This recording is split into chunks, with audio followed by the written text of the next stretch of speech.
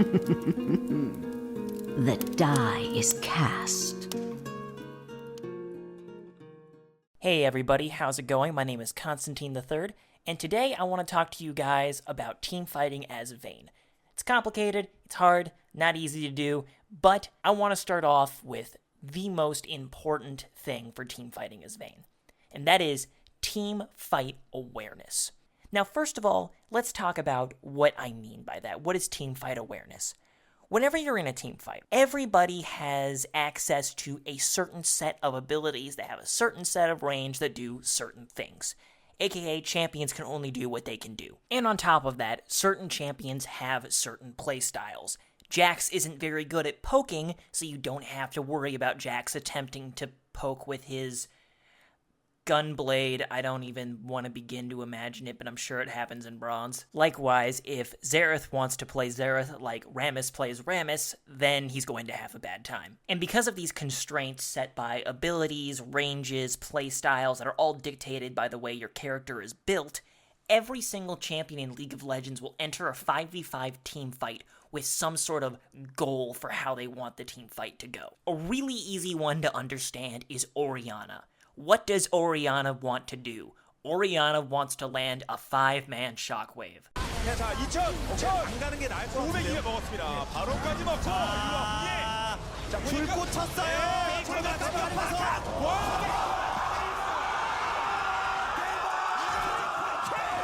That is her goal. That's what she's trying to do. She's trying to nail the carries with a shockwave so they die. Yasuo is attempting to be the main character of an anime, land a 5-man tornado, shout out his weird anime pirate thing, be frickin' kawaii desu. And Ornn is gonna try to be useful. He's gonna try. He's really gonna try. Yeah. He's gonna try. Lulu's going to try to peel her carry. Malphite's gonna try to engage with his ultimate. You guys get the idea at this point. So what does this have to do with Vayne, you might ask? I don't fucking play Lulu. I don't care about Weeaboo Yasuo mains. It doesn't matter to me. What does matter to you out of all of this is that you as Vayne also have this particular objective for a team fight. And you might say, well, fucking obviously I'm trying to kill everybody. Yeah, but you want to kill everybody while also having no hit points and no real reliable escapes. If you get CC'd, if you get slowed down, if you're out of position for even a little bit, and you don't have your stealth tumbler flash, you're fucked. That's all there is to it. You are dead as shit if that happens. And one of the reasons why Vayne is so difficult to teamfight as is because if you want to get in auto attack range of anybody, you are also in range of all of their abilities. If you are hitting Vi, she can ult you. If you are hitting Malphite, he can ult you. If you're hitting Amumu, he can ult you. If you're hitting Ornn, he can,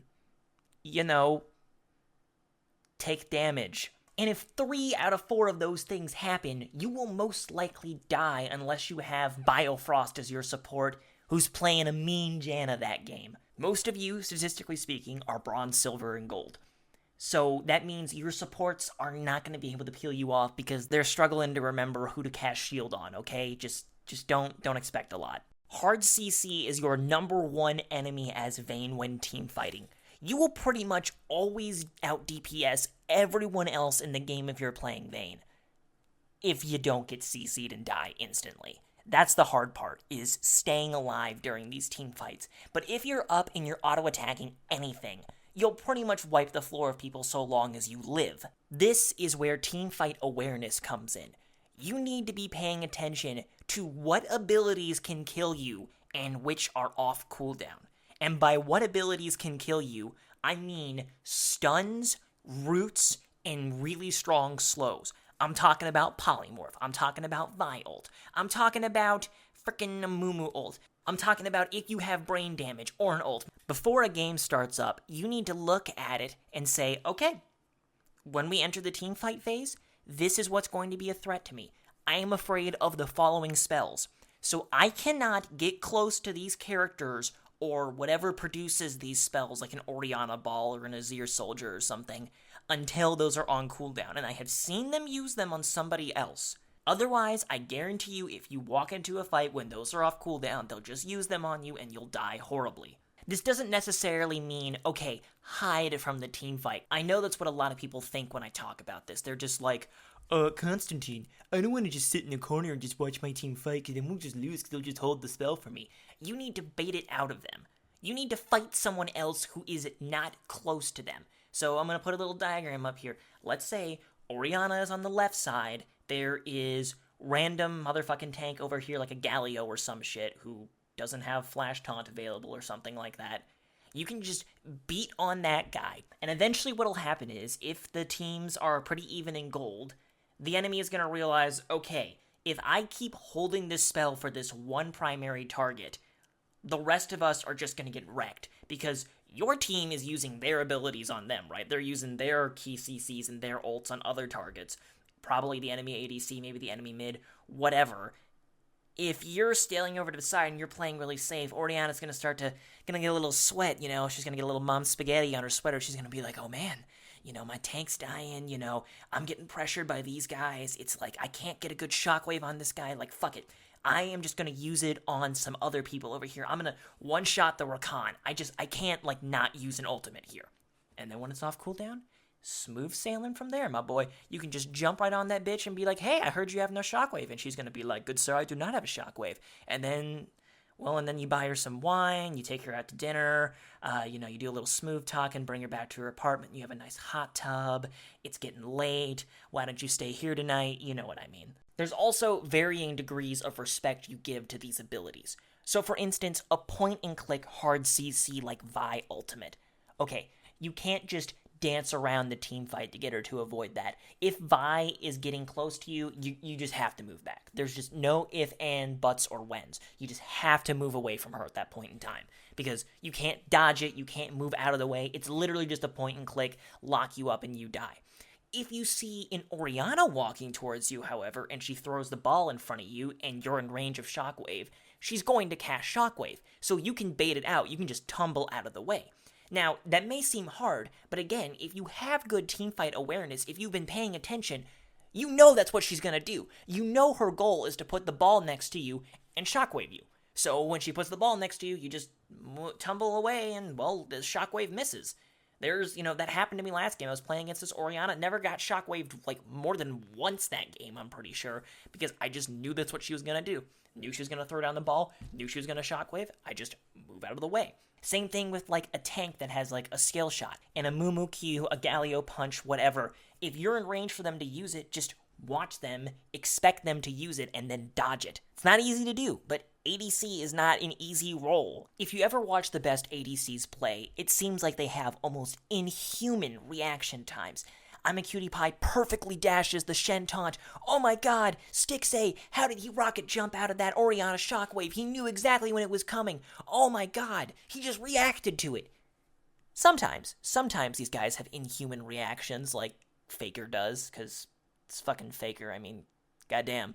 But a lot of times, these guys don't have that good of reaction time. It's still really good. It's not frame perfect like it seems. What it really is anticipation. They're expecting people to try to do these things to them, so they're avoiding them. They know what everyone's going to be doing, they know what all the pieces in the puzzle are going to be, and they want to make a fight where they do well in it. That means they're expecting the ults, they're expecting the skill shots, they know what everybody's doing, and they're ready for it. The second most important part of expecting anything in a team fight, anticipating it, is knowing how to react to it. That's the other part of this. If Malphite ults you, you gotta be ready to flash it. Like, I don't know how to explain it, but you have to mentally prep your brain to press flash when you see Malphite coming at you. When you see a shockwave loading up, there's a little animation around it. You just need to be ready. Just tell your brain, when you see that, tumble backwards. When you see a Rakan flashing, Wing, ulting towards you, you gotta be ready to either condemn him or just get the fuck out. Whatever you need to do. Stealth tumble away from him, however you want to handle the situation. This may seem obvious, but it's really difficult to actually execute on it in a team fight. It's also difficult to keep track of all of this at the same time, especially if you're not super secure in your mechanics. If you don't feel like you have perfect auto spacing, it's really difficult to just watch a fight for abilities that are happening. And honestly, it's one of those things that you just have to practice. It'll just come with time. But equally as important, you need to give yourself every advantage by mentally prepping to do all of this. Expect the skill shots, expect the CC, have a plan on how to get out of it. But what kind of plan should I make? You might be asking me. Well, that's a really good question. In terms of how to answer different kinds of abilities, they require increasingly stronger answers. A Malphite ult is going to require a flash. You can't just sidestep that, you can't tumble out of it, you're going to have to flash it. Things like a Galio punch, for instance, okay, you can condemn that, you can sidestep that, not as big of a threat. Cassiopeia ult, you need to be ready to turn around. Probably the best checklist I can give you is this. If they're a melee diver, if they're a Rengar or a Jax or a Camille or something, you can stealth tumble those fights, right? You can sit in stealth and wait for your team to peel you, wait for them to jump on the diver, and you can walk away or walk to a safe place while invisible, because they can't see you. If you're afraid of a powerful ultimate from a mage, like an Oriana shockwave, a Syndra ult, you have to respect that range and wait for it to be on cooldown or have a plan to survive it. Now, in terms of something like a Syndra ult, you cannot walk up to her if she has Syndra ult. She will just one-shot you with it. That's just the story. That's how she works. Don't try to challenge a Syndra. She'll one-shot you. Something like an Oriana or a Cassiopeia, again, be ready to tumble out of the shockwave, be ready to flash out of the shockwave, be ready to turn around when Cassiopeia ults. Another kind of threat is somebody who badly outranges you. I'm talking a Twitch, I'm talking an Azir, I am talking a Caitlyn. Things that can just hit you from hella far away from behind their front line and you can't really hit them back.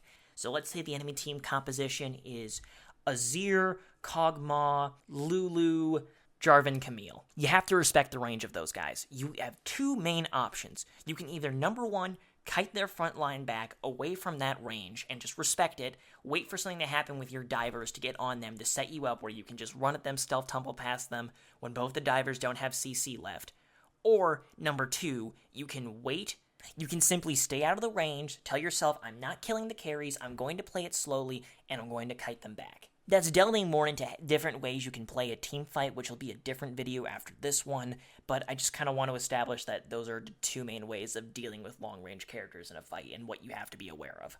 I hope this helped you guys. I hope it makes sense. If you have any questions, as always, happy to answer them in the comments. Appreciate you guys watching. Make sure to like and subscribe. Take it easy, and have a good one.